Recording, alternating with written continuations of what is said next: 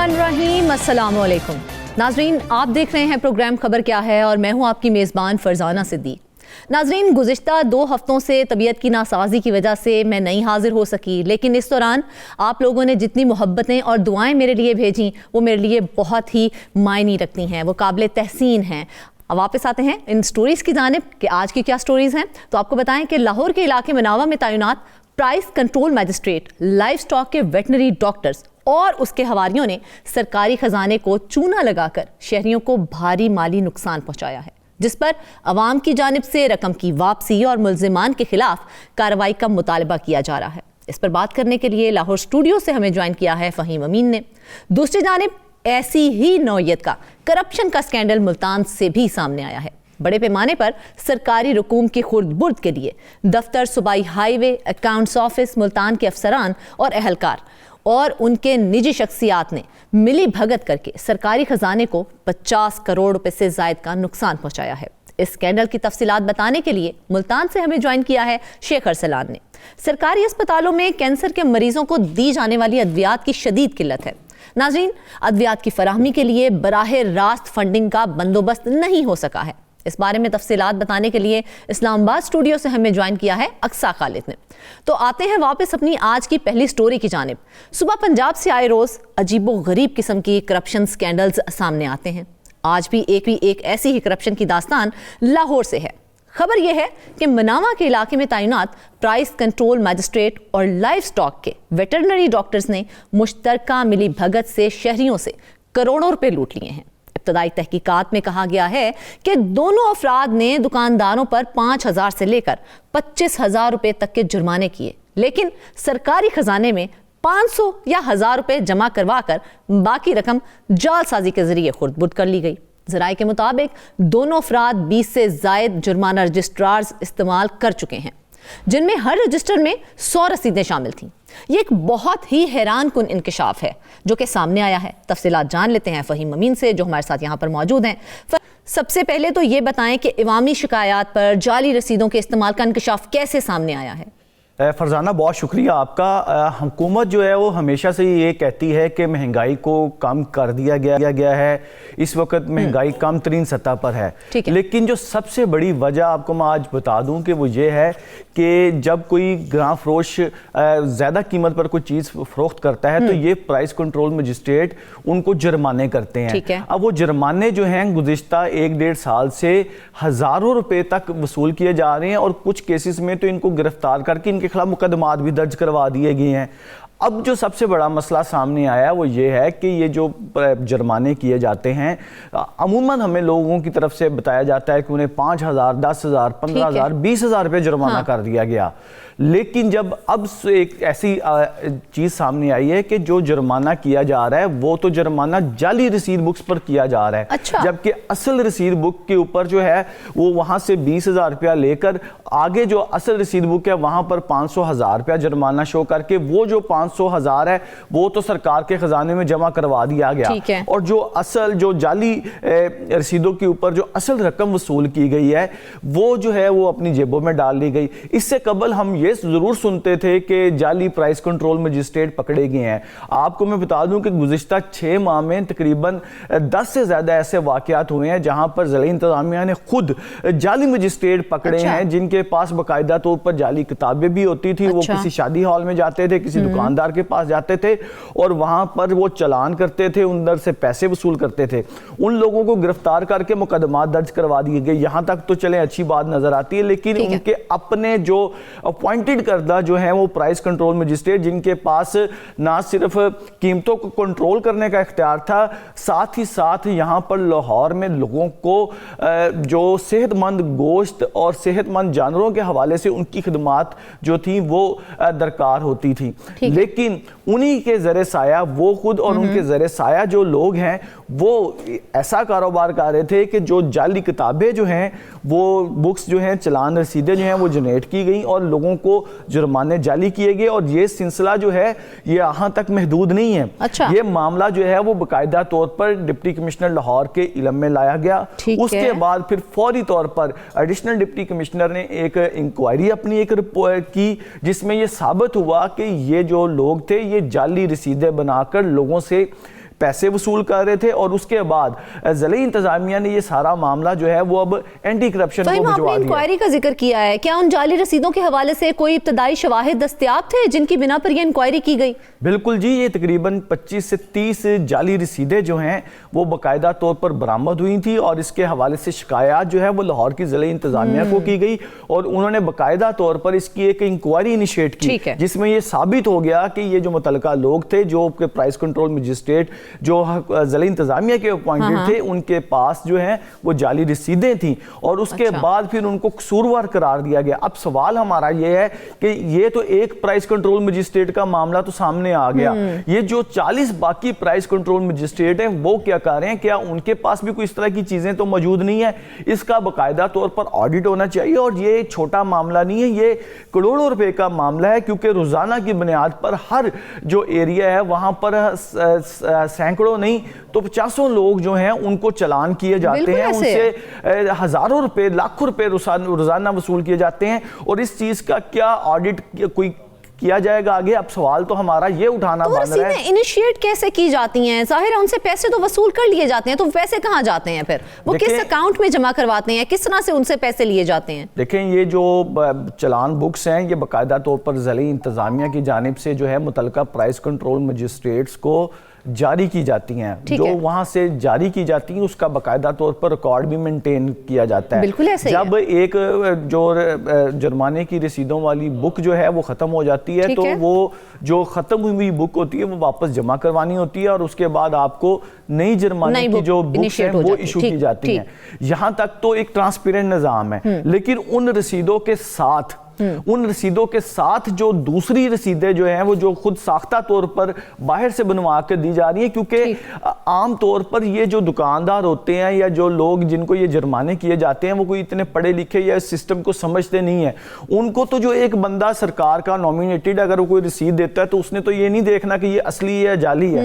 अमूमी तौर पर तो उनको जाली लोग आके जो है वो हजारों करोड़ों रुपए, उनसे लाखों रुपए वसूल कर लेते हैं। ये तो असल मजिस्ट्रेटों के पास, और असल में मैं आपको एक बात बताऊं फरजाना, जो सबसे बड़ा मसला है, ये जो प्राइस कंट्रोल मजिस्ट्रेट हैं ये खुद कभी भी मार्केट में नहीं जाते।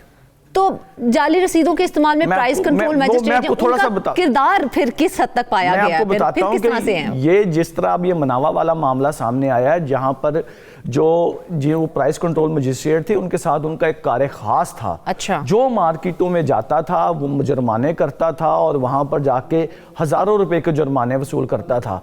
लाहौर में 40 प्राइस कंट्रोल मजिस्ट्रेट हैं, और हम यकीन से कह सकते हैं इसमें से 15-20 से ज्यादा जो है ना वो मार्केट में नहीं जाते।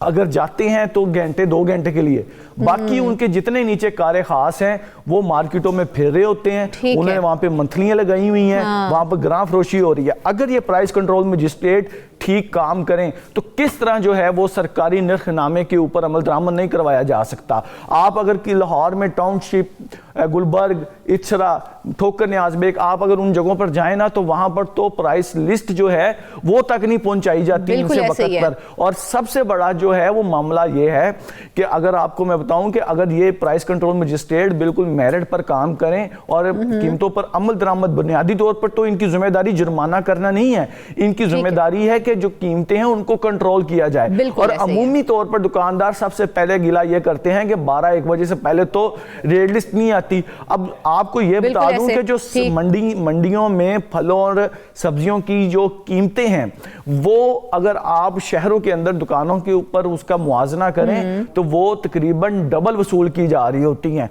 क्यों? क्योंकि जब जो रेट लिस्ट जारी की जाती है थोक और परचून का, उसमें 3 से 4 रुपए किलो का फर्क होता है, लेकिन मंडी और जो मार्केट है उसका रेट जो है वो डबल होता है। तो ये जो प्राइस कंट्रोल मजिस्ट्रेट हैं ये दोनों तरफ से जो है वो जिम्मेदार हैं। एक तो इनसे कीमतें कंट्रोल नहीं होती, दूसरा जब ये जुर्माने करने की तरफ आते हैं, जब पीछे से प्रेशर आता है तो उसका फिर फायदा उठाया जाता है। जाली रसीदों पर लोगों से 20-25 हजार तक वसूल कर लिए जाते हैं। उन पर अगर कोई आगे से बहस पड़े तो उसको उसको कार्य सरकार में मुदाखलत पर FIR का भी सामना करना यानी पड़ता कि है। काफी हद तक जो है ये प्राइस कंट्रोल मैजिस्ट्रेट ये इसके जिम्मेदार हैं।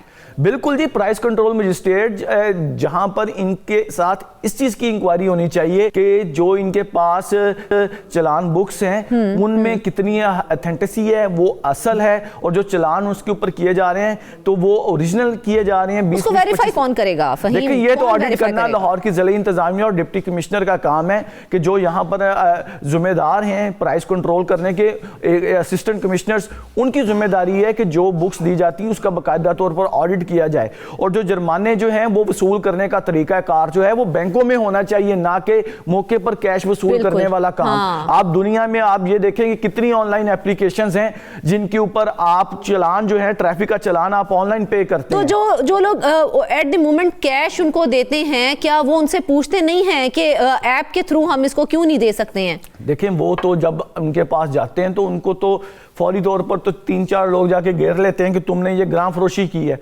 ग्राम फरोशी को पकड़ने का तरीका कार क्या है, इन्होंने रखा हुआ है कि खुद ही किसी को किसी के पास भिजवाएंगे। 2 रुपए महंगी अगर किसी ने अंडे दे दिए हैं तो उसको जाके 20,000 रुपए का चालान हो जाएगा।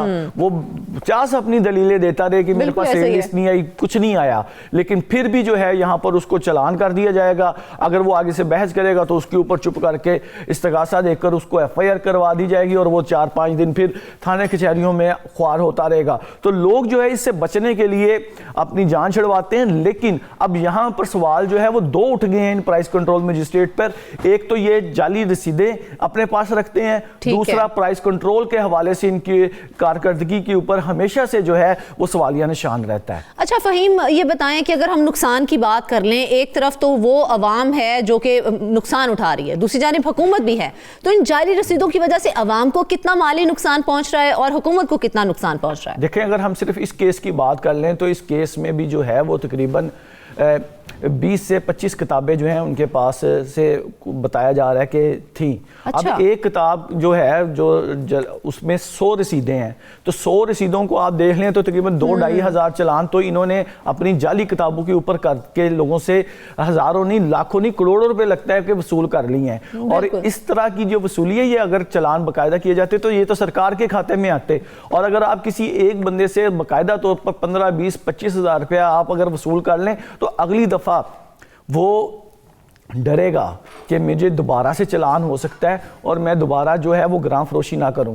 लेकिन क्योंकि ये सारा मामला जो है वो नीचे अंडर द टेबल तय करने की कोशिश की जाती है, तो उसमें फिर कोई सिस्टम नहीं आता। अगर ज़िला इंतज़ामिया सरकारी कीमतों पर अमल दरामद करवाने में दिलचस्पी रखती है तो इन प्राइस कंट्रोल मजिस्ट्रेट्स का बाकायदा तौर पर ऑडिट होना चाहिए, क्योंकि जब से ये हुकूमत आई है तो फौरी तौर पर एक अथॉरिटी बनाने का फैसला किया गया था कि प्राइस कंट्रोल अथॉरिटी बनाई जाए। अगर आप अथॉरिटीज बना लें, अब सारा कुछ कर लें, लेकिन जिन्होंने ग्राउंड पे काम करना है, हाँ।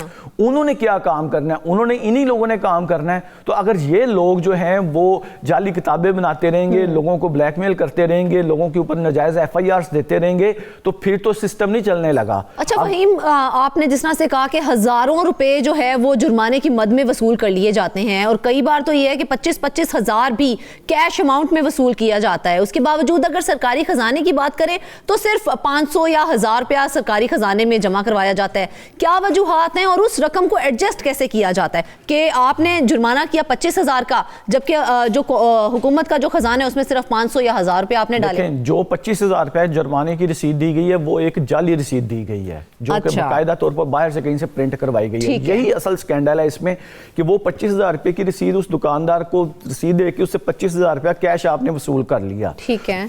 उसी 25,000 रुपये में से 500,000 रुपया जो है वो ओरिजिनल रसीद काट कर वो सरकार के खजाने में जमा करवा दिया गया। यानी कि अगर आपने एक जगह से 20,000 लिया है तो 500 रुपया आपने सरकार के खजाने में जमा करवाया और 19,500 रुपया आपने अपनी जेब में डाल लिया।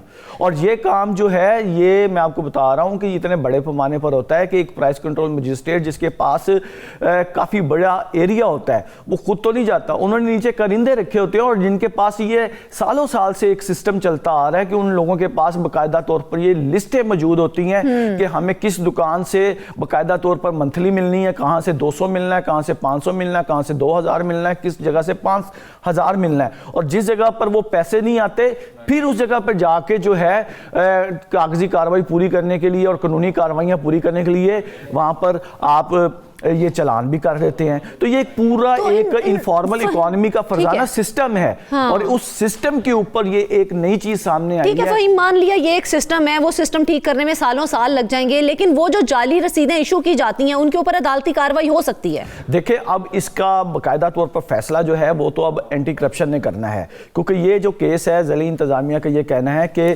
جنہوں نے یہ کام کیا ہے جعلی رسیدوں والا, اس کو ہم اب پایا تکمیل تک پہنچائیں گے, اور جو لوگ ہیں اس کو باقاعدہ طور پر اینٹی کرپشن کی کارروائی کا سامنا کرنا پڑے گا. ان کے خلاف جو بھی قانونی رستہ ہے وہ اینٹی کرپشن اپنی انکوائری میں ثابت کرے گی, اور اس کے بعد پھر ان کے خلاف قانونی کارروائی بھی کی جائے گی. تو یہ تو اب یہ سلسلہ جو ہے وہ اینٹی کرپشن تک ایک کیس پہنچ گیا ہے, اور اگر یہ باقاعدہ طور پر یہ 40 کے 40 مجسٹریٹس کا ریکارڈ مینٹین کیا گیا تو یہ آگے سے مزید بھی جو ہے وہ اس طرح کی چیزیں سامنے آنے کا اندیشہ ہے. اگر ہم سچویشن کو سامنے رکھیں تو یہ مالی بدعنوانی کس حد تک پھیل چکی ہے, اور اسے روکنے کے لیے اب تک کیا اقدامات کیے گئے ہیں, کیونکہ ایک کیس تو سامنے آ گیا ہے.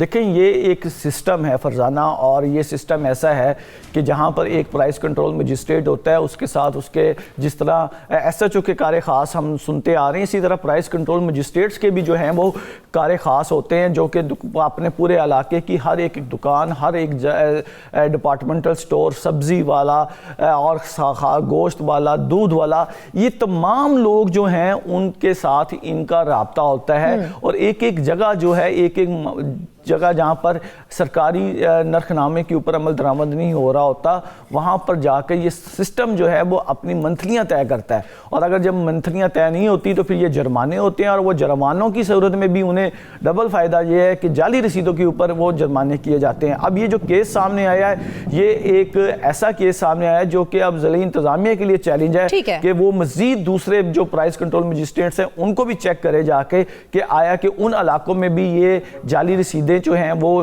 چلان ٹھیک ہے. فہیم, ایک آخری سوال, چونکہ ہم یہاں پر بیٹھے ہیں, عوام ہمیں دیکھ رہی ہے, تو عوام کو اس معاملے کے بارے میں آگاہ کرنے کے لیے میڈیا کا کردار کیا ہونا چاہیے, ہمیں کیسے ان لوگوں کو اویئرنیس دینی چاہیے؟ دیکھیں جب بھی کوئی چلان ہو تو اس کی باقاعدہ طور پر ویریفیکیشن ہونی چاہیے, اور سب سے بنیادی چیز یہ ہے کہ جب چلان کرنے کے لیے آپ کے پاس باقاعدہ طور پر پرائز کنٹرول مجسٹریٹ خود آئے تو تب یہ آپ کا چلان ہونا چاہیے, نہ کہ ان کے جو کرندے ہیں وہ آپ کے پاس آئیں. سب سے بنیادی احتیاط جو ہے وہ اس حوالے سے یہ کرنی چاہیے کہ شہریوں کو پتہ ہونا چاہیے کہ ان کے اپنے علاقے کا پرائز کنٹرول مجسٹریٹ کون ہے. اب جس طرح اس میں معاملے میں ڈاکٹر صابر جو ہے وہ پرائز کنٹرول مجسٹریٹ ہے, لیکن اس کے آگے اس کے کار خاص تھے جو کہ لوگوں کے پاس جا کے جرمانے کرتے تھے, اور اس کے بعد پھر انہیں جعلی رسیدیں بھی دیتے تھے, اور اس کے بعد پھر بالکل فہیم, اگر دیکھا جائے تو یہاں پر عوام کو اویئر نہیں بہت ضروری ہے, اور ہمارا مقصد یہاں بیٹھ کے ان معاملات کو ڈسکس کرنے کا یہی ہے کہ عوام کو اتنا پتہ چل جائے, اتنا شعور آ جائے کہ ان کے رائٹس کیا ہیں, اور ان کو کس طرح سے اس طرح کی جعلی رسیدوں کے حوالے سے یا دیگر جو اس طرح کے معاملات ہیں کس طرح سے ان کو نبرد آزما ہونا ہے. ناظرین واپس آئیں گے ایک بریک کے بعد.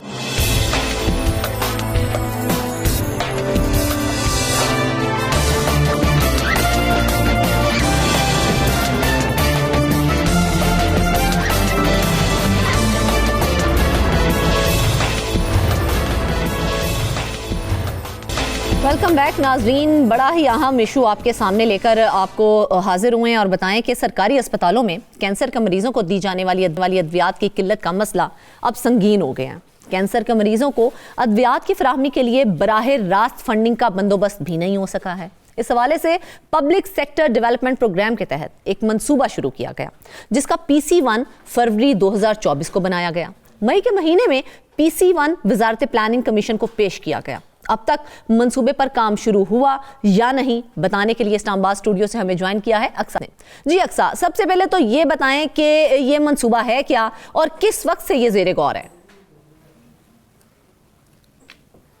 دیکھیں وزارت صحت کی ڈفرینٹ کمیٹیز ہوتی ہیں جہاں پر میٹنگز ہوتی ہیں اور کچھ ایسے میجر ایشوز کو ہیلتھ ایشوز کو اٹھایا جاتا ہے جو کہ مریضوں کے لیے جان لیوا ثابت ہوتا ہے. پاکستان میں دیگر ایشوز کی طرح دیگر ہیلتھ ایشوز کی طرح cancer is one of them جس کی وجہ سے ہر سال ہزاروں لوگ جو ہے وہ اپنی جان سے جاتے ہیں. تو ان تمام چیزوں کو دیکھتے ہوئے ان ایشوز کو دیکھتے ہوئے وزارت صحت نے گزشتہ سال ایک پروگرام کی انوگریشن کا فیصلہ کیا اور ایک پروگرام کو سٹارٹ کرنے کا فیصلہ کیا اور یہ پروگرام جو ہے ایک غیر سرکاری تنظیم کے ساتھ مل کر سٹارٹ ہونا تھا. اور اس میں کیا ہوا کہ اس کا PC1 بنا دیا گیا. PC1 جو ہے وہ فروری 2024 کو بنایا گیا وزارت صحت کی جانب سے ود ٹیکنیکل ٹیمز اس میں شامل تھی, غیر سرکاری تنظیم بھی اس میں شامل تھی. اور اس کے بعد کیا ہوا کہ وزارت صحت کا یہ کہنا تھا کہ اتنی فنڈ ریزنگ ہم اچانک سے نہیں کر سکتے ہیں یا ایک دم سے نہیں کر سکتے ہیں جس سے ہم کینسر پیشنٹس کو ریلیف دے سکیں میڈیکیشن میں. بیسیکلی یہ پروگرام سٹارٹ ہونا تھا کہ کینسر پیشنٹس کو کی جو ادویات ہیں ان کی مفت فراہمی کے لیے یہ پروگرام سٹارٹ ہونا تھا تاکہ ویسے بھی لوور مڈل کلاس لوگ آؤٹ آف دا کنٹری کیا ود ان کنٹری بھی کینسر کے علاج کو افورڈ نہیں کر پا رہے ہیں تو ان کی اس کے لیے یہ پروگرام سٹارٹ ہونا تھا. وزارت صحت میں یہ فیصلہ ہوا کہ اس پروگرام کو ہم سٹارٹ کر رہے ہیں تو اس کو ہم PSDP یعنی کہ پبلک سیکٹر ڈیولپمنٹ پروگرام کے تھرو انوگریٹ کرتے ہیں. اس پروگرام کو اس میں شامل کرتے ہیں تاکہ فنڈنگ جو ہے وہ مزید بڑھ سکے اور بہتر ہو سکے. اس کی ریکویسٹ جو ہے جانی تھی پلاننگ کمیشن کو. اب پلاننگ کمیشن کو باقاعدہ طور پر آپ دیکھ رہی ہیں کہ مئی کے دوران یہ جو تمام تر چیزیں اس فائنلائزیشن ہوئی پلاننگ کمیشن کو گئیں اور یہ پلاننگ کمیشن کو گئی 9 مئی 2024 کو. یہاں پر ایک ریکویسٹ رکھی گئی وزارت صحت کی جانب سے کہ آپ اس پلان کو شامل کریں PSDP پروگرام کے اندر تاکہ جو کینسر کے مریض ہیں ان کو فری آف کاسٹ جو ہے وہ میڈیکیشن پرووائڈ کی جا سکے. بیسیکلی اگر ہم دیکھیں تو اس منصوبے کا مقصد کینسر کے مریضوں کو فیسیلیٹیٹ کرنا تھا, ایسے ہی ہے؟ بالکل. تو اب تک اگر بات کریں اس منصوبے کے حوالے سے اب آپ دیکھیں نا اگر اب تک اس منصوبے کی پیش رفت کے حوالے سے بات کریں تو کیا پیش رفت ہوئی ہے اور اگر نہیں ہوئی ہے تو اس میں کیا رکاوٹیں ہیں؟ بالکل فرزانہ, جب پلاننگ کمیشن کو بھجوایا گیا یہ کیس PSDP میں شامل کریں تو پلاننگ کمیشن نے اس کا ایک ریویو میٹنگ جو ہے وہ وزارت صحت کے ساتھ کی اور یہ میٹنگ جو ہے وہ 18 اکتوبر 2024 کو ہوئی. اب کیونکہ بجٹ پیش ہو جاتا ہے جون کے اندر تو اسے PSDP پروگرام کے اندر شامل نہیں کیا گیا تو یہ منصوبہ وہاں پر رک گیا. اب ریویو میٹنگ میں پلاننگ کمیشن نے کہا کہ جی آپ اس کو براہ راست فنڈنگ کی طرف لے کے جائیں اور آپ ہم سے پہلے یہ کریں کہ فائنانس منسٹری آف فائنانس کو وزارت خزانہ کو اس میں شامل کریں تاکہ فنڈنگ میں ریلیز ہو, فنڈنگ میں یہ ہو. تو یہ منصوبہ وہاں پر رک گیا گزشتہ سال. لیکن جب اس کے بعد پلاننگ کمیشن کی جانب سے یہ ریکویسٹ کی گئی کہ آپ اس سے جو ہے وہ وزارت خزانہ کے پاس لے کے جائیں اور براہ راست فنڈنگ کا انتظام کریں تو منسٹری یہ چاہ رہی تھی, منسٹری آف ہیلتھ, کہ اس پروگرام میں ڈیلے بالکل بھی نہ ہو. جبکہ ڈیلے تو ہو چکا ہے کیونکہ پروگرام جو ہے وہ PSDP پروگرام کے انڈر آنا تھا جون میں جبکہ بجٹ پیش ہوتا ہے. لیکن کیونکہ اب پروگرام ڈیلے ہوا ہے تو اب یہ اقدامات لیے جا رہے ہیں وزارت صحت کی جانب سے کہ اسے سب سے پہلے جو وزارت خزانہ کے پاس لے کے جایا جائے گا پروگرام کو, پھر اس کا ایک ریوائزڈ PC1 بنایا جائے گا جس میں تمام تر کنسرنز کو دوبارہ شروع سے رکھا جائے گا. اب اس میں کیا کیا چیزیں ہوں گی کہ وزارت صحت یہ چاہ رہی تھی کہ بیسیکلی اس پروگرام کی کینسلیشن نہ ہو, لیکن کینسلیشن نہ ہو اور اس کے ساتھ سرکاری تنظیم کو دوبارہ سے غیر سرکاری تنظیم کو دوبارہ سے آن بورڈ لے کے لایا گیا تاکہ میکینزم کو ریویو کیا جا سکے. اس کے ساتھ ساتھ منسٹری نے کیا کیا کہ فنڈنگ سپورٹ کے لیے ریوائزڈ PC1 سبمٹ کرانے کا پروپوزل بھی انہوں نے رکھا کہ اب ہم اس کا دوبارہ سے ایک PC1 بنائیں گے جب ہمارے پاس فنڈنگ بھی آ جائے گی اور جب ہم اپنے فریقین کو بھی اس میں شامل کر لیں گے, غیر سرکاری تنظیم بھی آن بورڈ ہوگی, وزارت خزانہ بھی آن بورڈ ہوگی اور وزارت صحت بھی آن بورڈ ہوگی. اچھا اقصیٰ یہ بتائیں کہ جس طرح سے آپ نے بتایا کہ اس میں کافی ڈیلے بھی آ گیا ہے تو یہ اب کیا کہا جا رہا ہے, یہ منصوبہ کب تک مکمل ہوگا؟ بالکل وزارت صحت کی جانب سے اب اس پروگرام کو جو ہے وہ PSDP کے انڈر شامل کرنا ہے اور وہ یہ کہہ رہے ہیں کہ 2025 کا جو بجٹ آئے گا اب ہم یہ چاہتے ہیں کہ یہ اس پروگرام کو اس کے اندر رکھا جائے تاکہ ہم پہلے ہمارے تمام تر اقدامات ہم لے لیں. اب اس اقدامات میں کیا کیا ہیں میں آپ کو تھوڑا سا بریفلی بتا دیتی ہوں کہ ایک تو اس کا PC1 دوبارہ سے تیار کیا جائے گا, پھر اس کے بعد سالانہ پلاننگ جو ہوتی ہے منسٹری کے اینول پلاننگ سسٹم جو ہوتا ہے اس کے لیے کمیٹی جو ڈیفائنڈ ہوتی ہے اس میں بھی اس کے اوپر نظر رکھی جائے گی. اس کے ساتھ پروجیکٹ مینجمنٹ ٹیم بنائی جائے گی. پروجیکٹ مینجمنٹ ٹیم کیا کرے گی؟ Approval, timing of completion, time line کے یہ پروجیکٹ آلریڈی ڈیلیڈ ہے, مزید ڈیلے نہ ہو, تو اس کے اوپر یہ پروجیکٹ مینجمنٹ ٹیم کام کی جائے گی جو کہ وزارت صحت کی جانب سے ایلوکیٹ کی گئی ہے. اس کے ساتھ ساتھ جو ہے وہ اسٹرینتھن کوآرڈینیشن کو آگے لایا جائے گا کہ ایک بھی تنظیم یا ایک بھی منسٹری ایسی نہ ہو, کیونکہ اس میں پلاننگ کمیشن بھی انوالوڈ ہے, وزارت خزانہ بھی انوالوڈ ہے, وزارت صحت بھی انوالوڈ ہے, تو کوئی ایسی وزارت نہ ہو جو کہ آن بورڈ نہ ہو, آن پیج نہ ہو. تو تمام تر چیزوں کو جو ہے وہ کوآرڈینیشن کے ساتھ آگے لے کے جایا جائے گا. پھر ریگولر ریویوز ہوں گے, ریویوز میٹنگ ہوگی کہ کتنا فنڈ چاہیے, اب تک فنڈ ہم نے کہاں سے لینا ہے, کیسے لینا ہے, پروگرام کو کیسے آگے لے کر جانا ہے. پھر اس کے ساتھ کلیئر رولز ڈیڈیکیٹ کیے جائیں گے کہ کون سی ٹیم کیا کام کی جائے گی. اب دو طرح کی کمیٹیز یہاں پر بنائی جا رہی ہے, ایک تو پروجیکٹ مینجمنٹ ٹیم کے انڈر کام کرے گی, دوسری ٹیکنیکل کمیٹی بنائی جائے گی. ٹیکنیکل کمیٹی میں وزارت صحت کے ریپرزینٹیٹیوز بھی ہوں گے, پلاننگ کمیشن کے ریپرزینٹیٹیوز بھی ہوں گے, وزارت خزانہ کے ریپرزینٹیٹیوز بھی ہوں گے, غیر سرکاری تنظیم کے ریپرزینٹیٹیوز بھی ہوں گے, جبکہ PIMS کو بھی اس کے اندر شامل کیا جائے گا. اچھا صاحب, آپ نے ماشاءاللہ کافی ڈیٹیلڈ ہمیں اس حوالے سے دی ہے. اب اگر ہم بات کر لیں کینسر کے پیشنٹس کے حوالے سے, تو پاکستان میں اس وقت کینسر کے کل کتنے مریض ہیں؟ دیکھیں پاکستان میں کینسر کے ہر سال جو ہے نا تقریباً 1,84,000 سے زائد مریض رپورٹ ہوتے ہیں. بگ فگر, جن میں سے جو ہے نا وہ 64% مریض ہر سال جو ہے وہ علاج کی کمی کی وجہ سے, میڈیکیشن نہ ہونے کی وجہ سے, سہولیات کی فراہمی نہ ہونے کی وجہ سے اپنی زندگیوں سے جان جو ہے وہ ہاتھ دھو بیٹھتے ہیں. اور اگر سالانہ پرسنٹیج میں ہم اسے دیکھ لیں تو 1,18,000 افراد مختلف کینسر کی وجہ سے جو ہے وہ ہر سال جان سے جاتے ہیں. تھوڑا سا میں آپ کو بریفلی اس میں انڈیکیٹ کرتی چلوں تو SAARC کے جو ممالک ہیں ان میں کینسر کے نئے 10% کینسر کے کیسز شامل ہوئے ہیں, مزید نئے کیسز, اور وہ 10% ہلاکتیں بھی پاکستان کے اندر ہوئی ہیں. یہ ایک بہت بڑا انکشاف ہے کہ کینسر کے کیسز, مختلف کینسر کے کیسز تو آ رہے ہیں 60 ممالک کے اندر, لیکن جس میں بنگلہ دیش, جس میں انڈیا, جس میں پاکستان, یہ جو ایسٹیمیٹ تقریباً ہمیں بتایا ہے کینسر کے پیشنٹس کے حوالے سے, یہ کیا صرف گورنمنٹ کے ہاسپٹلس کے اندر یہ کینسر کے پیشنٹس ہیں یا پھر پرائیویٹ, دونوں کا ایسٹیمیٹ لگا کے آپ نے بتایا ہے؟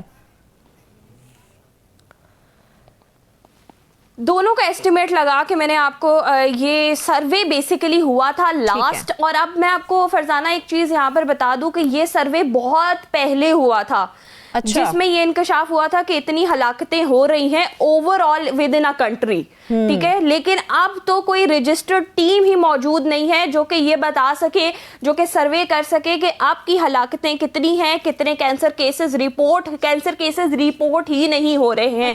تو یہ تو دور کی بات ہے کہ بتایا جا سکے کہ کتنے کینسر کے مریض جو ہے ان کے پاس سہولیات نہیں ہے, سہولیات کی فراہمی ان تک نہیں پہنچ رہی, اور کتنی ڈیتھس ہیں یہ بتانا تو مشکل ہے. اب اس میں تھوڑا سا میں آپ کو یہ بھی بتا دوں کہ پاکستان جو ہے وہ ہلاکتوں کے حوالے سے انڈیا کے بعد دوسرے نمبر کے اوپر آ چکا ہے. اب میجر جو کینسر سامنے آیا وہ سروائکل کینسر کی اقسام سامنے آ رہی ہے, لیکن آپ کو پتا ہے کہ breast cancer is one of the biggest issue in Pakistan, جس کے حوالے سے ہم لوگ 13 اکتوبر کو اور تھرو آؤٹ اکتوبر ہی جو ہے وہ ہم پنک ریبن ڈے منا رہے ہوتے ہیں, اویئرنیس پروگرامز ہو رہے ہوتے ہیں کینسر کے حوالے سے. اور فیمیل کا یہ ایک بہت بڑا ایشو ہے جس کے اوپر بہت سٹیپس لینے کی ضرورت ہے, لیکن اب تک اس طرح سے اس کے اوپر ورکنگ نہیں ہو رہی. اسلام آباد میں جو یہ کینسر کی, میں آپ کو یہ بھی بتا دوں کہ جو پروگرام کے حوالے سے ہم بات کر رہے ہیں وہ بھی اسلام آباد गिलगित बल्तिस्तान और AJ के अंदर काम करने वाला है, यानी कि ये बिल्कुल प्रिसाइज इलाके हैं।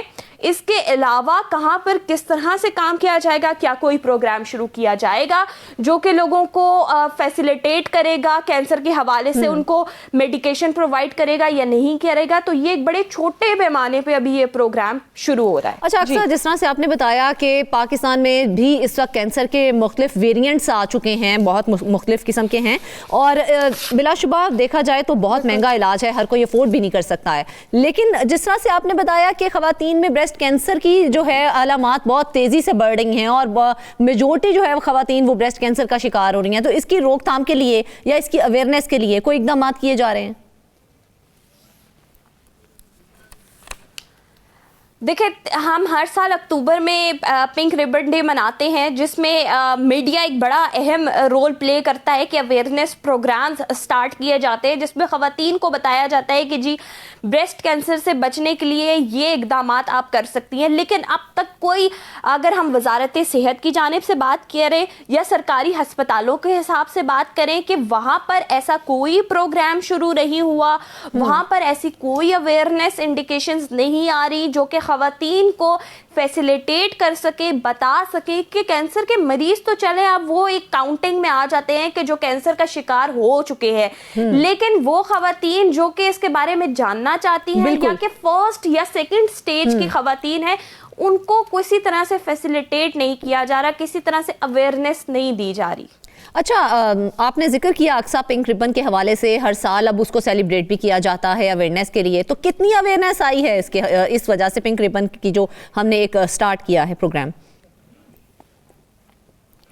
बिल्कुल, मैं आपको यही बता रही हूँ कि मीडिया ने बहुत अहम किरदार इसमें जो है ना वो प्ले किया है कि बहुत सारे लोग जो है वो ब्रेस्ट कैंसर के हवाले से बात नहीं करते थे, कि ख़वातीन कहती थी कि ये एक हसास सा सेंसिटिव सा टॉपिक है, इसको ज़्यादा ना ही बात की जाए। तो आप ये देखें कि audience based, target audience based बात की जा रही है, बड़े पैमाने पे बात की जा रही है ब्रेस्ट कैंसर की, क्योंकि एक बड़ी ऑडियंस जो है वो मीडिया को देखती है और इस चीज़ की अवेयरनेस फैलाई जा रही है ख़वातीन के अंदर। तो सबसे अच्छी बात जो यहाँ पर ये हुई है कि ख़वातीन अब ओपनली डिस्कस करने लगी हैं, या फिर उनको कुछ ऐसे सिम्टम्स अगर आते हैं, जिस तरह जो डॉक्टर्स भी बैठते हैं बताते हैं कि जी अगर आपको गिल्टी फील हो रही है या आपको पेन फील हो रहा है तो फौरी आप डॉक्टर के पास जाएं, आप इलाज करवाएं, ना कि आप जो है वो इसको अवॉइड करें। तो पहले की ख़वातीन क्या करती थी कि वो उनको पेन हो रहा है या कुछ इस तरह से लो फील कर रही हैं या कुछ सिम्टम्स आ रहे हैं,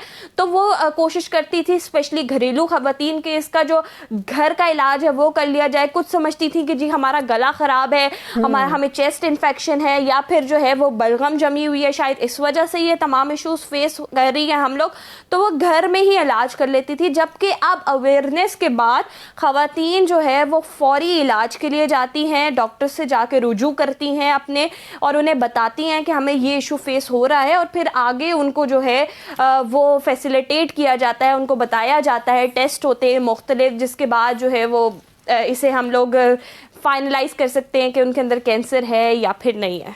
अच्छा, अक्सर अवेयरनेस तो आ जाती है, जो आपने जिस तरह से कहा कि शहर के अंदर तो अब काफ़ी हद तक अवेयरनेस आ गई है, लोग हेजिटेट नहीं करते हैं, ख़वातीन शर्माती नहीं है, लेकिन वो देही इलाकों में जिस तरह से ये मर्ज फैलता जा रहा है, उधर किस तरह से अवेयरनेस दी जा सकती है?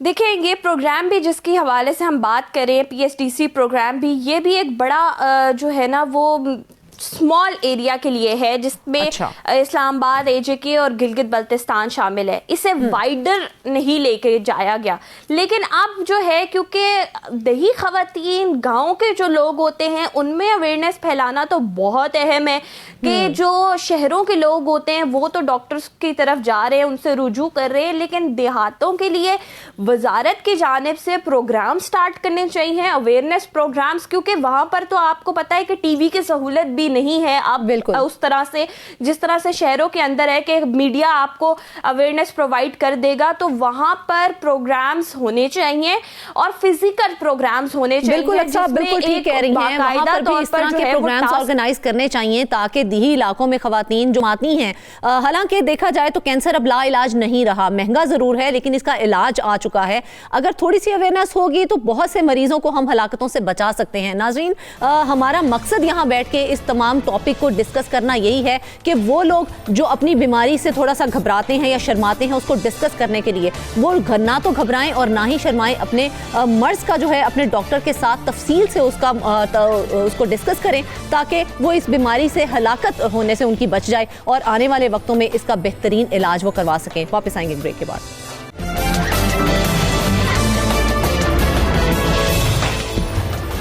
ویلکم بیک ناظرین, آپ کو بتائیں کہ ڈسٹرکٹ اکاؤنٹس آفس ملتان اور محکمہ پروونشل ہائی وے کے افسران نے ملی بھگت کر کے سال 2011 تا 2021 تک پی ایم پیکج اور سڑکوں کی توسیع کے مختلف منصوبوں میں لینڈ ایکویزیشن کی آڑ میں سرکاری خزانے کو 58 کروڑ روپے کا نقصان پہنچایا ہے. اس حوالے سے فورینزک آڈٹ مکمل کر لیا گیا ہے جس میں حیران کن انکشافات بھی سامنے آئے ہیں. لیپس ہونے والے ریونیو ڈپازٹ اکاؤنٹس میں ٹیمپرنگ کر کے سرکاری خزانے سے رقوم نکلوائی گئی ہیں. یہ کیسے ہوا؟ اس عجب کرپشن کی غضب داستان کے بارے میں جانتے ہیں نمائندہ ملتان شیخ سے. ارسلان, ہمارے ناظرین کو بتائیے کہ ملتان میں پی ایم پیکج اور دیگر منصوبوں کے تحت سڑکوں کی توسیع کب شروع کی گئی؟ اس میں صوبائی ہائی وے اور ڈسٹرکٹ اکاؤنٹس آفس کا کیا کردار رہا ہے؟ بسم اللہ الرحمن الرحیم. جی شکریہ فرزانہ. سال 2011 میں سید یوسف زغلانی جو کہ اس وقت پرائم منسٹر تھے پاکستان کے, اور یہ آج کل چیئرمین سینٹ ہے, ان کا تعلق ملتان سے ہے. یوسف زغلانی نے ملتان میں سڑکوں کی توسیع کے لیے, فلائی اوور کی تعمیر کے لیے اربوں روپے کے فنڈ جو ہیں وہ مختص کیے تھے. یہ ملتان میں بڑے پیمانے پہ فلائی اوور تعمیر کیے گئے, سڑکوں کی توسیع کی گئی. اس والے سے جو فنڈ انہوں نے مختص کیے اور وہ فنڈ جو ہیں پنجاب حکومت کو دیے گئے, اور پنجاب حکومت کی جانب سے جو ہے وہ یہ اس کو مطلب امپلیکیٹ کرنے کے لیے اس پہ کام کیا گیا. اب ہم سب اپنے ناظرین کو یہ بتاتے ہیں کہ لینڈ ایکوزیشن ایکٹ کیا ہے. اگر ہم یہ بتائیں گے تو ہمیں پتہ لگے گا کہ یہ کرپشن کیسے ہوئی. تو اس کا طریقہ کار یہ ہے کہ یہ ایکٹ, لینڈ ایکوزیشن ایکٹ جو ہے یہ 1894 کا ہے, 1894 کا گورے کا زمانے کا قانون ہے یہ. اور یہ لینڈ ایکوزیشن ایکٹ کے تحت جب بھی سرکار کو, گورنمنٹ کو گورنمنٹ کو یہ لگتا ہے کہ مفاد عامہ, پبلک انٹرسٹ میں انہوں نے سڑکوں کی توسیع کرنی ہے, تو وہ پرائیویٹ لینڈ جو ہے وہ ایکوائر کر سکتے ہیں. تو اس میں جو پرائیویٹ لینڈ ایکوائر کی جاتی ہے تو جو متاثرین ہوتے ہیں ان کو معاوضہ دیا جاتا ہے. ان کو معاوضہ دیا جاتا ہے کیونکہ بغیر معاوضے کے تو یہ کام نہیں ہو سکتا. ان کو معاوضہ جو دیا جاتا ہے اس میں مختلف کمپنیز کو ہائر کیا جاتا ہے. کمپنیز مین یہ it belongs to the government. اب اس میں ڈیولپمنٹ اتھارٹی شامل ہے, جیسے ملتان ڈیولپمنٹ اتھارٹی ہے, فیصل آباد کہیں گے تو ایف ڈی اے فیصل آباد ڈیولپمنٹ اتھارٹی, اگر لاہور کی بات کریں تو L D A Lahore development authority. ایک تو یہ ایم ڈی اے ہو گیا ملتان کا. ایک اس میں ہے پروونشل ہائی وے ڈپارٹمنٹ, یہ بھی لینڈ ایکوائر کرتی ہے. ایک اس میں ہے نیشنل ہائی وے اتھارٹی NHA, یہ بھی جو ہے لینڈ ایکوائر کرتی ہے. ان تینوں میں لینڈ ایکوزیشن کلیکٹرز تعینات ہوتے ہیں, گریڈ 16 کے یہ افسر ہوتے ہیں, اور یہ ان کا کام ہے کہ یہ جو متاثرین میں معاوضہ ہے وہ یہ تقسیم کرتے ہیں. تو یہ اس میں جب سال 2011 میں یہ پی ایم پیکج کے تحت یہ توسیع کی گئی تو یہ پروونشل ہائی وے ڈپارٹمنٹ نے یہ اس کی جو ہے وہ اس میں معاوضہ تقسیم کیا تھا. اور اس میں پروونشل ڈپارٹمنٹ, ہائی وے ڈپارٹمنٹ اور جو ڈسٹرکٹ اکاؤنٹ آفس ہے انہوں نے جوائنٹ وینچر کر کے, کیونکہ جو خزانہ ہوتا ہے جو فنڈز ہوتے ہیں وہ ڈسٹرکٹ اکاؤنٹ آفس ملتان جو ہے وہ اس کو دیکھتی ہے, تو وہ یہ ان دونوں نے جوائنٹ وینچر کر کے, ان کا یہ کردار تھا, انہوں نے جو ہے وہ جو اماؤنٹ تھی جو متاثرین کو جو رقم ڈسپرس کرنی تھی وہ انہوں نے دونوں نے مل کے کی. تو آپ نے جیسا کہ پوچھا مجھ سے کہ ان دونوں کا کیا کردار تھا, تو میں نے آپ کو بتا دیا کہ یہ ان کا یہ کردار تھا. ارسلان, جیسا کہ آپ نے بتایا کہ سال 2011 تا 2021 تک ڈسٹرکٹ اکاؤنٹس آفس اور صوبائی ہائی وے کے افسران یہ غبن کرتے رہے ہیں, تو اس تمام معاملے کا بھانڈا کیسے پھوٹا؟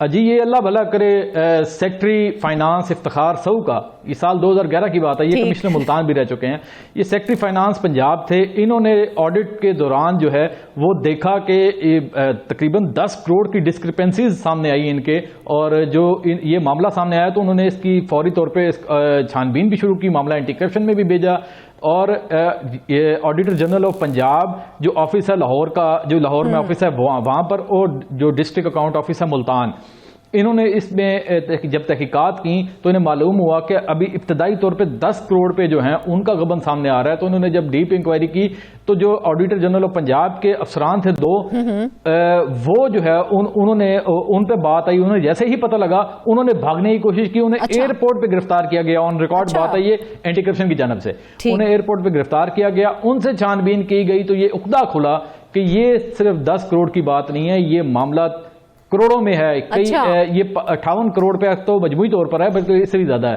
تو ارسلان پھر تو ہم واقعی یہ کہیں گے ساہو صاحب کا تو واقعی اللہ بھلا کرے جو اتنی بڑی کرپشن سامنے لے کے آ گئے ہیں. اینٹی کرپشن کی جانب سے کیا کارروائی کی گئی اس معاملے کے بعد؟ جی اینٹی کرپشن ملتان میں جیسے ہی میٹر سامنے آیا تو اینٹی کرپشن کی جانب سے فوری طور پہ اس میں پہلے تو 4 مقدمات الگ الگ درج کیے گئے، اور اس میں جو سال 2011 سے سال 2021 کے درمیان جو یہ کرپشن ہوئی ہے اس میں انہوں نے مختلف اوقات میں جو پیکیجز تھے یا منصوبے تھے یا دیگر مد میں جو پیسے غبن کیے گئے تھے، انہوں نے اس کے الگ سے 4 مقدمات درج کیے ہیں. اور اس میں یہ ہم اپنے ناظرین کو یہ بتاتے چلیں کہ اس میں اینٹی کرپشن کی جانب سے 8 سے 9 کروڑ روپے کی ریکوری بھی کی گئی ہے.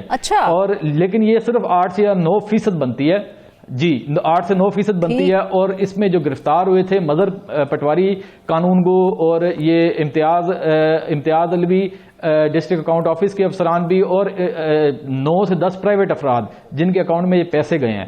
تو کیا ہم اپنے ناظرین کو پہلے اس میں موڈس آپرینڈی بھی بتائیں نا کہ یہ کرپشن انہوں نے کیسے کی، تاکہ اس کے حوالے سے ہی پتہ لگے.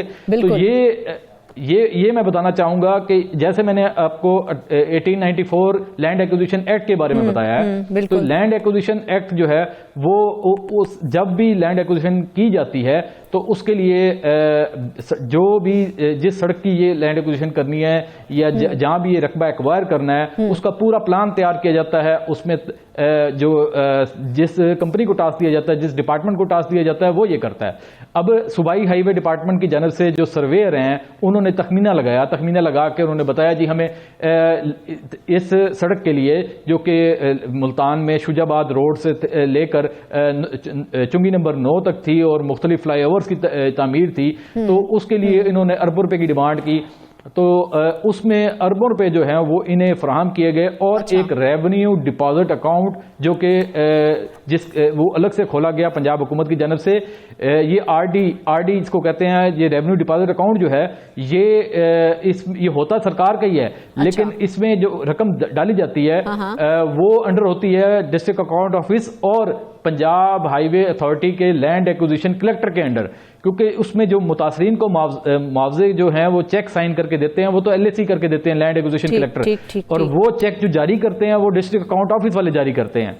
تو میں اس میں بتانا چاہ رہا ہوں کہ اس میں بڑی ٹیکنیکل طریقہ یہ انہوں نے اپنایا کہ جو ریونیو ڈپازٹ اکاؤنٹ ہے وہ 3 سال بعد لیپس کر جاتا ہے. قوانین کے مطابق تو ان کو RD جو ریونیو ڈپازٹ ہے اس میں جتنی بھی رقم آتی ہے، جتنی رقم موجود ہوتی ہے، جب یہ معاوضہ تقسیم کر دیا جاتا ہے تو وہ رقم ان کو واپس کرنی ہوتی ہے گورنمنٹ کو الگ سے اکاؤنٹ کھول کے. لیکن 3 سال تک یہ جو RD ریونیو ڈپازٹ اکاؤنٹ ہے یہ لیپس ہو گیا، انہوں نے وہ رقم جو ہے واپس منتقل نہیں کی، اور یہ اکاؤنٹ جو ہے اس طرح آنکھ اوجل اور پہاڑ اوجل والی بات ہے کہ یہ چھپا رہ گیا. معاملہ سامنے آ گیا، بہت اچھی بات ہے، معاملہ سامنے آیا ہے. ایک گرفتاری تو آپ نے ہمیں دی، اس کے بعد اب تک کتنی گرفتاریاں عمل میں لائی گئی ہیں؟ اور آپ نے ریکوری کی بھی بات کی کہ 8 سے 9% صرف ریکوری کی گئی ہے. کن افراد سے وہ ریکوری کی گئی ہے؟ کیونکہ گرفتاری تو ایک آئی ہے ابھی عمل میں لائی گئی ہے. نہیں، اس میں گرفتاریاں کافی ساری ہوئی ہیں، اس میں بہت سے افسران گرفتار ہوئے ہیں. لیکن اصل بات یہ ہے کہ جیسے اب میں نے آپ کو بتایا کہ مظہر پٹواری ہے جو صوبائی ہائی وے کا ہے، پروونشل ہائی وے ڈپارٹمنٹ کا، اس کے تو اثاثوں کی جب تحقیقات کی گئی 20 کروڑ کے اس کے اثاثے نکلے، نیب نے بھی اس کو گرفتار کیا بعد میں. تو اس سے بھی ریکوری ہوئی. امتیاز علوی سے ریکوری ہوئی، جہانزیب ہے اکاؤنٹنٹ ڈسٹرکٹ اکاؤنٹ آفس کا، اس سے ریکوری ہوئی. یہ مرکزی کردار بتائے جاتے ہیں کیونکہ جو ایل اے سی صاحبان ہیں، جو لینڈ ایکوزیشن کلیکٹرز ہیں، وہ تو اینٹی کرپشن میں یہ کہہ رہے ہیں کہ ہمارے تو فورجڈ جعلی دستخط کیے گئے ہیں، ہم بے گناہ ہیں. اور اس میں یہ کردار سامنے آ رہے ہیں کیونکہ انہوں نے جن کے نام پہ واؤچرز جاری کیے تھے ان کے نام زمین کا 1 انچ بھی نہیں تھا. جن کے نام انہوں نے واؤچرز جاری کیے وہ ان کے اپنے محلے کے افراد، ان کے گاؤں کے ان کے افراد ہو گئے، ان کے ملازم ہو گئے، ان کے آئی ڈی کارڈ پہ انہوں نے وہ چیک جاری کیے تھے. اور یہ بھی ابھی زیر تفتیش ہے معاملہ کہ آیا کہ یہ جو سائن کیے گئے ہیں یہ واقعی ایل اے سیز نے کیے ہیں یا ان کے فوج جو ہیں وہ سگنیچر کیے گئے ہیں. تو اور یہ جو 3 میں نے آپ کو بتایا گرفتاریاں، اس کے علاوہ پرائیویٹ افراد جن کے اکاؤنٹ میں وہ پیسے گئے وہ بھی گرفتار کیے گئے ہیں. اچھا، اس میں ان سے یہ میں نے جو ریکوری بتائی ہے آپ کو 8 سے 9 کروڑ کی، یہ ان سے ریکوریز ہوئی ہیں. اب اس میں جو لینڈ ایکوزیشن کلیکٹرز اصل جو مگرمچھ ہیں ڈسٹرکٹ اکاؤنٹ آفس کے 10 سے زائد ان پر کب ہاتھ ڈالا جائے گا ارسلان؟ اصل بات وہ بتائیں، میرے پاس نام موجود ہے. جی ان پر ہاتھ کب ڈالا جائے گا؟ جی وہی میں نام بتانا چاہوں گا. جی جی، یہ جی لینڈ ایکوزیشن کلیکٹرز جو ہیں یہ اس وقت پروموٹ ہو کے اسسٹنٹ کمشنرز بن گئے ہیں. ملتان کی ملتان کہہ رہا ہوں سوری، پنجاب کی یہ مختلف علاقوں میں جو ہے یہ تعینات ہیں، پوسٹڈ ہیں. میں ان کے نام لینا چاہوں گا یہ کیونکہ ان کے نام ایف آئی آر میں ہم لے سکتے ہیں. بالکل اس میں سابق لینڈ ایکوزیشن کلیکٹر ہیں ہمارے ناظرین کو بھی، اور یہ بھی جی ان دنوں اسسٹنٹ کمشنر بن گئے ہیں یہ. اسی طرح طاہر محمود بوٹا یہ بہت مشہور انسان ہے، عبد الغنی خان، رائے عنایت، افتخار احمد قریشی، چودھری وسیم احمد، محمد ظفر اقبال، حافظ جمیل الرحمان اور محمد یونس. یہ ہیں جی لینڈ ایکوزیشن کلیکٹرز جو صاف جھٹلا رہے ہیں کہ جی ہمارے سائن نہیں ہیں. اور لیکن کیونکہ ان کے نام آئے ہوئے ہیں ان پر ہاتھ نہیں ڈالا گیا اب تک. لیکن ارسلان فورینزک آڈٹ کا بھی تو ذکر کیا نا آپ نے، اسکینڈل کا فورینزک آڈٹ کب ہوا تھا اور فورینزک آڈٹ کے حوالے سے جو رپورٹ سامنے آئی تھی مزید کیا انکشافات اس میں ہوئے تھے پھر؟ دیکھیں فرزانہ، جب رائتا پھیلتا ہے تو اس کو سمیٹنے کے لیے جو ہے نا وہ کئی جتن کرنا پڑتے ہیں. بالکل ایسے ہی. اب فورینزک آڈٹ جو ہے وہ اینٹی کرپشن کی ڈیمانڈ پر کیا گیا. اچھا، انہوں نے کہا یہ کیونکہ یہ اینٹی کرپشن کو یہ پتا تھا کہ یہ میٹر اتنا سمپل نہیں ہے جتنا دکھ رہا ہے، اس میں کئی ڈسکرپنسیز ہیں، کئی ٹیکنیکل میٹرز ہیں. انہوں نے پھر فورینزک آڈٹ کی ڈیمانڈ کی اور فورینزک آڈٹ جو ہے وہ 3 ڈفرنٹ جو ہے وہ ڈپارٹمنٹس کی جانب سے کیا گیا جو نیوٹرلز ہوتے ہیں. اور نیوٹرل ڈپارٹمنٹس ہوتے ہیں وہ اس میں یہی کہا جاتا ہے کہ وہ کسی کا ساتھ نہیں دیتے. انہوں نے یہ فورینزک آڈٹ کیا اور فورینزک آڈٹ میں انہوں نے ہوش ربا انکشافات یہ کیے کہ یہ جو ہے کرپشن یہاں تک صرف نہیں رکی، یہ خانیوال ڈسٹرکٹ اکاؤنٹ آفس اور لودھرا میں بھی یہ ہوئی ہے. یعنی کہ یہ معاملہ صرف ملتان تک محدود نہیں رہا، دیگر اضلاع میں بھی اس قسم کے غبن سامنے آ رہے ہیں اب. جی آ رہے ہیں، بالکل آ رہے ہیں. اور یہ ملتان میں انہوں نے جب فورینزک آڈٹ کیا تو انہوں نے دیگر اضلاع کے اکاؤنٹس بھی چیک کیے تو فورینزک آڈٹ میں یہ بات سامنے آئی ہے کہ لودھرا بھی شامل ہے، خانیوال بھی شامل ہے، وہاں کے ڈسٹرکٹ اکاؤنٹ آفس بھی شامل ہیں، وہاں کے جو ہے این ایچ اے اور صوبائی ہائی وے اتھارٹی کے جو محکمے ہیں وہ بھی شامل ہیں اس کرپشن میں. اچھا، انہوں نے ابھی کیونکہ یہ 2023 میں فورینزک آڈٹ ہوا اور جو ابھی ہم تو سال 2025 میں ماشاءاللہ آ گئے ہیں، یہ سال 2024 میں فورینزک آڈٹ مکمل ہو چکا ہے.